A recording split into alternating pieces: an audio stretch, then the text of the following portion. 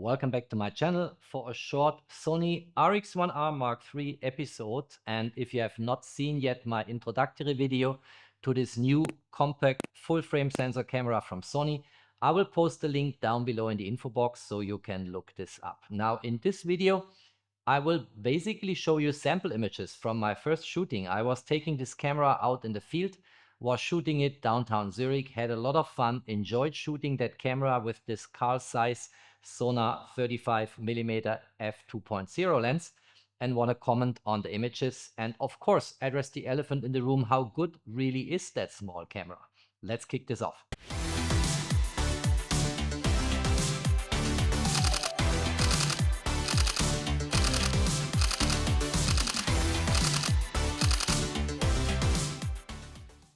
Before looking into the sample images, I want to address a few points which came up in comments below my most recent video about that camera. And first of all, the eyepiece cup is really not necessary. The electronic viewfinder here is something I will mention and discuss in detail in the cross comparison between 5 compact cameras in a video that's in the making. And it is a good electronic viewfinder. It's small compared to what I'm used to from, let's say, a Nikon C8 or a Sony Alpha 1 Mark II or Leica Q3 or maybe a Leica SL3, but it gets the job done.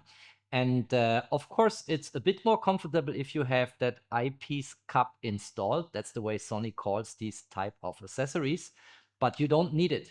If you are more comfortable carrying the camera like this, flat design, no problem at all. I can shoot this camera easily without this eyepiece cup. That's the first point I wanted to mention. The second observation in terms of shooting experience is how over a couple of hours I started to hold that camera. I started off like this because that's the way I have my cameras typically in hand when I have a hand grip. But here it's so small, the camera body is so small and there is not really a hand grip here. I started holding it like this when I walked the streets. And that was very comfortable. It's actually very, very firm in my hands. It's even better than on larger cameras if I hold it like this. This is not as safe as this one here. And I will come back once in a while on shoulder straps, I'm sure. But holding it like this was very comfortable. And when I saw something that interested me, boom, you're ready to shoot. And then you have it here on the lens. And you can operate here the aperture ring. You can operate the manual focus ring if you want. And that was very comfortable. Holding it, walking down the street, shooting. Very quick. What I also observed is that this camera is the least intrusive camera I've ever shot. People just don't realize that you take photos. It's so small, it basically vanishes in your hand, and if you lift it up to your eye and shoot, no one cares. No one thinks that there is professional inside technology built into this magnesium alloy camera body. And that is a big plus for street, for reportage, for documentation. You know, in particular, if you're in neighborhoods which are not super safe, this is a camera that will not catch attention, in contrast to many larger Leica cameras or Sony, Nikon, Hasselblad, Fuji cameras, what have you. And I will show you one picture in the sample images which I shot, and I'm sure these 3 people, they would have not really appreciated me taking that image, but I just took it and no one cared. And I like that. It's a good way carrying the camera, boom, you're ready to shoot, and you have your thumb and your pointing finger exactly where it should be, namely on the aperture ring. Easy like that. The third point I want to make before I go into sample images is regarding autofocus. The autofocus system in this camera body is ultra modern. Sony has 2 main competences, in my opinion, when it comes to photography. One is about sensors. Most of the digital cameras out there, including the Hasselblad X2D very likely, including the Leica Q cameras, they have a Sony sensor or a Sony sensor derivative.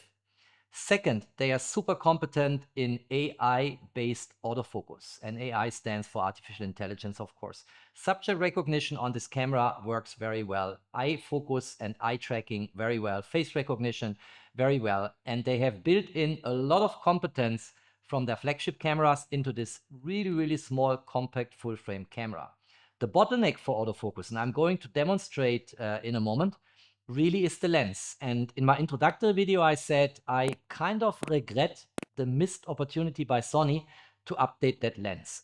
But I also said it's an excellent lens. I was shooting this lens on the predecessor, on the Sony RX1R Mark II, and the Carl Zeiss Sony 35mm widest open f2.0 T-star lens is a really, really good lens when it comes to image quality. It can be a bit soft in the corners when you shoot that lens widest open at f2.0, but with a little bit of post-processing, and you will see this in the sample images, it's pinpoint sharp. It's really a good lens.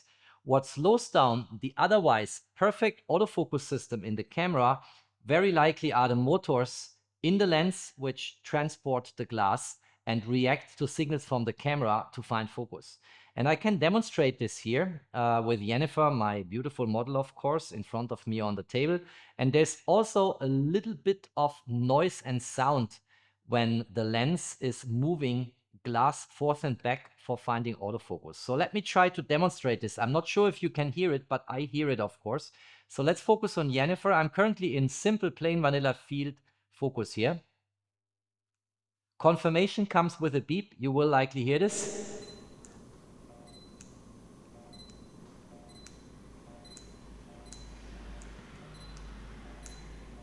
I don't know if you heard that tiny little motor noise, and it's reasonably fast. I don't think it's slower than what we have in Q3 cameras, but it's not fully leveraging, exploiting the autofocus system which Sony built into this camera with that modern sensor, the modern image processing unit, and the advanced algorithms based on artificial intelligence. It could be faster. And my personal gut feeling tells me it's the age of the lens which prevents this to be successful.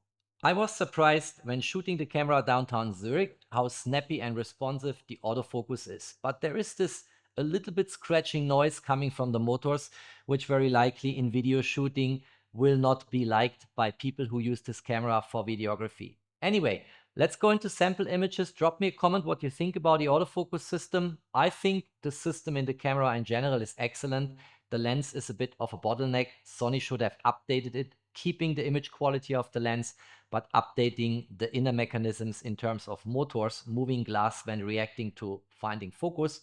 And nevertheless, it worked very well for me. I'm happy with the camera. I like the non-intrusive character. I liked the photos I was able to take, although nothing spectacular just in my hometown. And if you see the sample images, of course, also drop me a comment if you would be pleased with the image quality and if this is what you would expect from a camera like this with a full frame sensor from Sony. All in, when I was walking for the first time at Zurich downtown with my new RX1R III, I took 87 shots. But I want to show you less than 32. So let's go into a collection Lightroom here and let's go quickly through some of these images. First of all, Zurich is full of rivers. We have a big lake. We have old houses, you know. And if you look at that image shot at f5.6, which I still believe when I remember back to the predecessor, the RX1R II, is the sweet spot of the car size sonar 35mm f2.0. And I think this image is just very nice. Look at the incredible amount of detail, the coloring, the contrast, the micro contrast. It looks really, really good. Churches in Zurich, big topic, of course. Again, same pattern as on the last image. Very nice, sharp, crisp, corner to corner. Look here, even in the corners. This is stepped down to f8.0. And the moment in time you don't shoot this lens widest open, you get sharpness corner to corner, front to back if you get your depth of field under control. And there's always a lot to see in Zurich, in particular on Sundays when a lot of people are on the street, despite the fact that the shops are not open. I like this image in particular. So we have here some nice analogies. Let me explain why I took that image. First of all, we have here one of the most famous, biggest churches in Switzerland. And you see again, very clear, very crisp image. And then we have here two bikes with green baskets. It's electro bikes. And we have here two people. And look at that. It's very likely a mother and a daughter, very engaged in a discussion, white clothing, white umbrella. Isn't that cute? And they didn't even notice that I was taking photos. That's what you can do with this RX1R III. It's so non-intrusive. It's so small in the palm of your hand. No one notices that you shoot. And that's clearly a big advantage. And they didn't bother about me. They didn't care what I was doing. They were just continuing their discussion, whatever it was about. Probably the daughter gets married and the mother disagrees with the potential future husband. I have no idea. Anyway, it was also raining in between. And actually my RX1R III was taking that pretty relaxed. The camera got wet. As you can see here, I took a photo with my iPhone. This guy here was taking care of his boat, also getting wet, as you see on the spots on his jacket. And I waited for a moment because I'm not so sure about the weather resistance of that camera. Officially, is not weather resistant. There are also some spare outs for the microphones for video shooting at the top of the camera.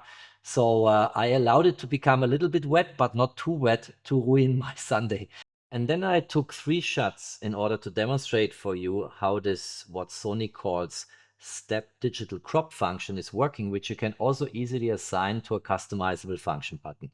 So this is the 35mm focal length, so the native focal length of the camera lens combination with 60.2 megapixel. And then you push the button if you have assigned it to a customizable function button, and it crops into the image, and you have 29.4 megapixel, and it simulates a focal length of 50 millimeter, which is something we've seen on the Leica Q3 cameras, as well as on the Fuji GFX100 RF camera. This is kind of common now to have these type of functions, and that's reasonable. Look, I mean, here you have 60.2 megapixel at 35 millimeter, and here you have still close to 30 megapixel with a 50 millimeter focal length simulation. That's actually quite okay. And then taking it one step further, this is now a 70 millimeter focal length simulation, and it still has 15.1 megapixel, which gets close to the resolution of a Leica Delux 8.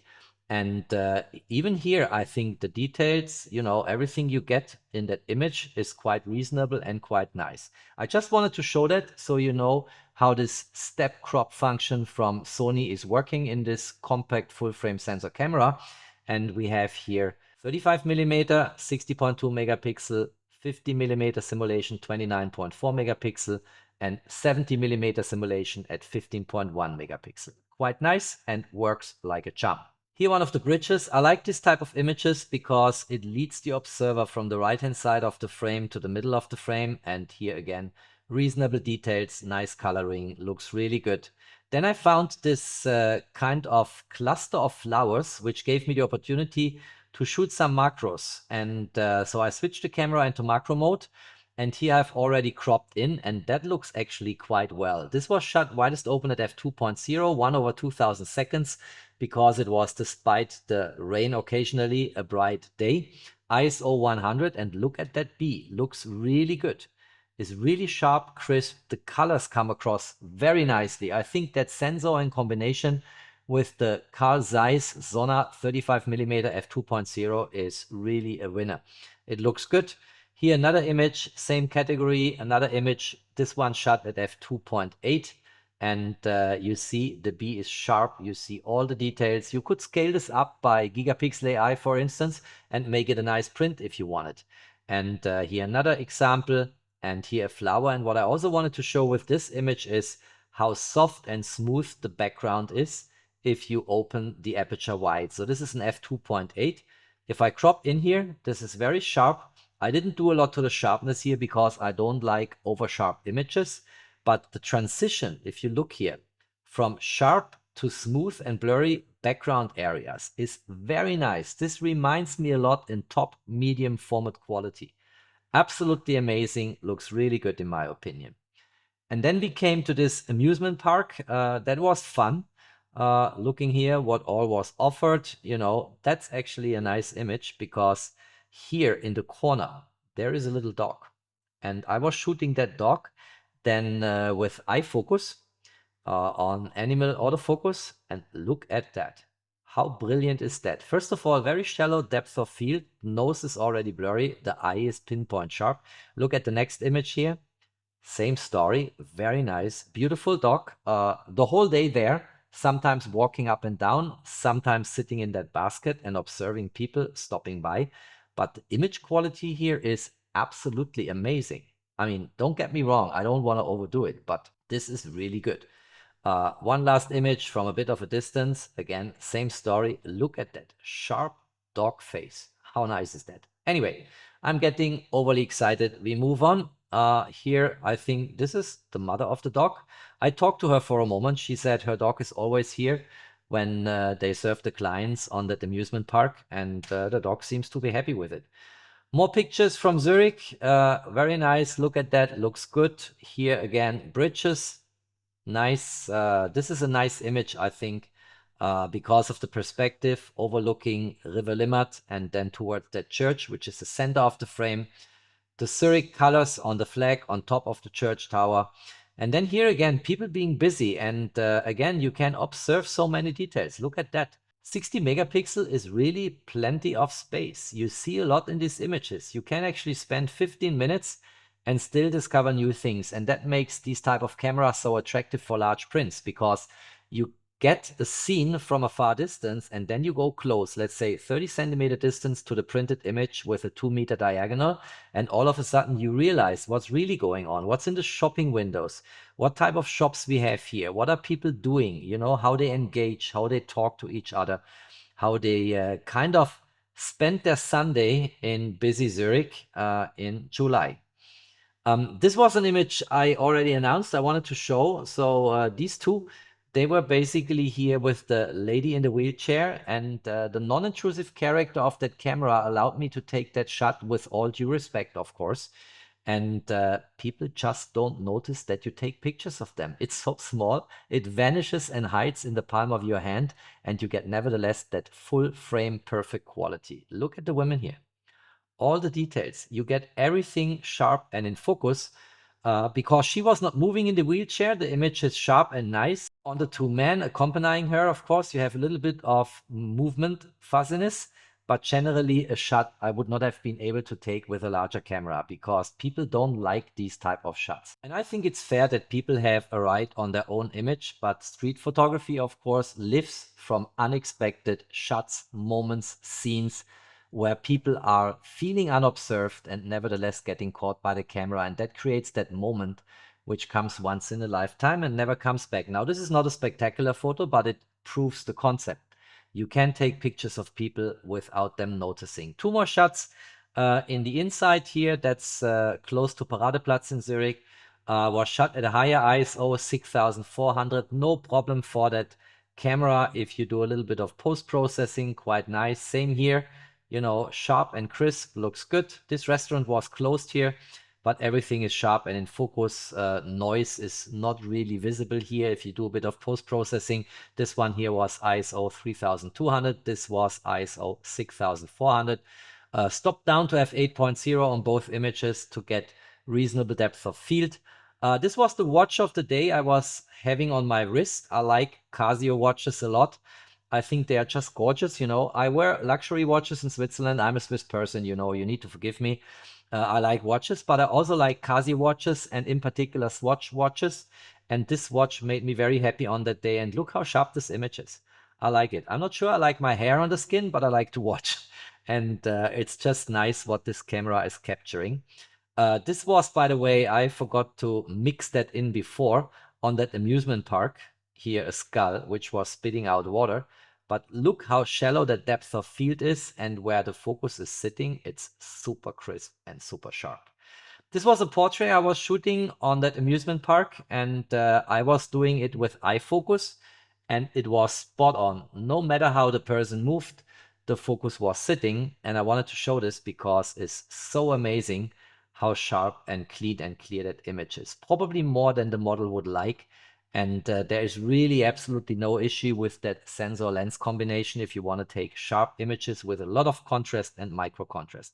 Last image, again, people gathering here on the amusement park. I should have shown these images in the right context, but it is what it is. This guy here is selling food. And that concludes my sample images. Let's conclude the video. All right, that's it. I like this camera. I really like shooting with it. I like the image quality. I think the size is perfect if you don't want to catch attention. What is your opinion after you saw that video and my previous introductory video? There's another one coming where I compare this camera side by side with the two Q3 cameras, 28 and 43 millimeter. I will also, for the sake of completeness, include the Leica Delux 8 in my comparison, although a little bit of an outlier. And I will, of course, also include the Fuji GFX 100 RF. And if you subscribe to my channel, you will not miss that video. And you just need to hit the notification bell to get notified when it is out. If you liked that video, don't forget to drop me a thumbs up. Stay tuned on my channel, there's always more to come. Thanks for watching, stay safe and healthy, and of course, peace out.